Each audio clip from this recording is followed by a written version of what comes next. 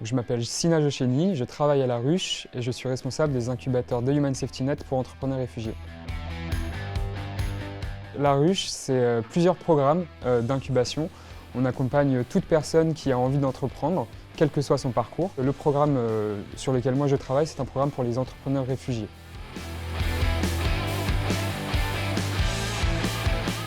On a 4 critères de sélection pour pouvoir participer au programme. Le premier, c'est d'être bénéficiaire de la protection internationale, donc réfugié ou protection subsidiaire. Le deuxième, c'est d'avoir une idée assez précise d'un projet à développer. La troisième, c'est assez évident, mais c'est la motivation, parce que c'est aussi très important de pouvoir suivre un programme de 9 mois. Et le quatrième, c'est un critère qu'on a un peu revu, mais qui était un critère de langue. On demandait un niveau minimum de français pour participer au programme.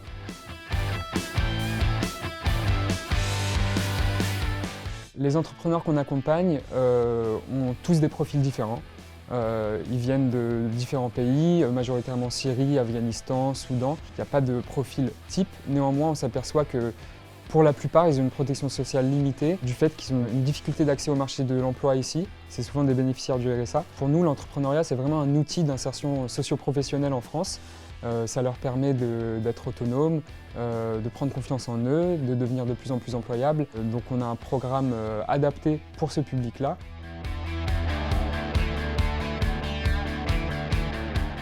On a un programme qu'on a créé avec la fondation The Human Safety Net, dédié aux personnes réfugiées. Pourquoi est-ce qu'on a créé ce programme-là? Parce qu'on s'est aperçu que les personnes réfugiées ont une difficulté d'accès au marché de l'emploi en France. Pour beaucoup, c'était des personnes qui étaient entrepreneurs dans leur pays, donc on voulait aider ces personnes-là à pouvoir s'épanouir professionnellement en France et à garder leur identité qu'ils perdent trop souvent quand ils viennent sur le territoire et qu'ils doivent trouver un métier pour subvenir à leurs besoins. On travaille à la fois sur le collectif, l'individuel, sur les hard skills et les soft skills, c'est-à-dire vraiment la théorie, la méthodologie pour entreprendre, mais aussi beaucoup et de plus en plus sur la confiance en soi, la prise de parole, le français.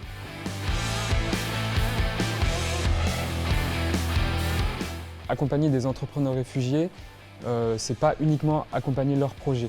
On accompagne de plus en plus les personnes plus que les projets, donc on va les aider à perfectionner leur niveau de français, parce que mieux on parle français, plus le projet va avancer vite.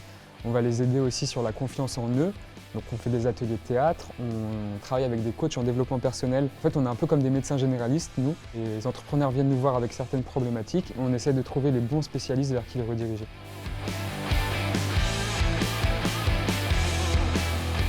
Il y a vraiment un lien entre une bonne protection sociale et le fait que ces entrepreneurs-là puissent réussir dans ce pays. Plus le niveau de français va être élevé, plus ça va être facile pour eux de développer leur projet. Plus le niveau de français va être élevé, plus ils vont avoir confiance en eux aussi. La protection sociale, elle est complètement liée à la réussite de leur projet parce que ça leur procure une certaine stabilité à la fois économique et sociale.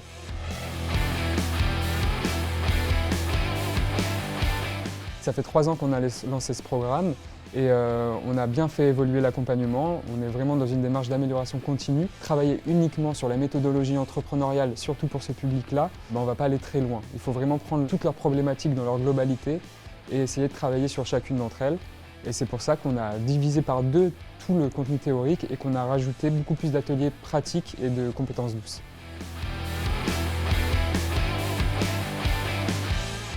Quelque chose qui pourrait nous aider de la part du gouvernement, c'est d'avoir une bourse pour les personnes qui participent au programme.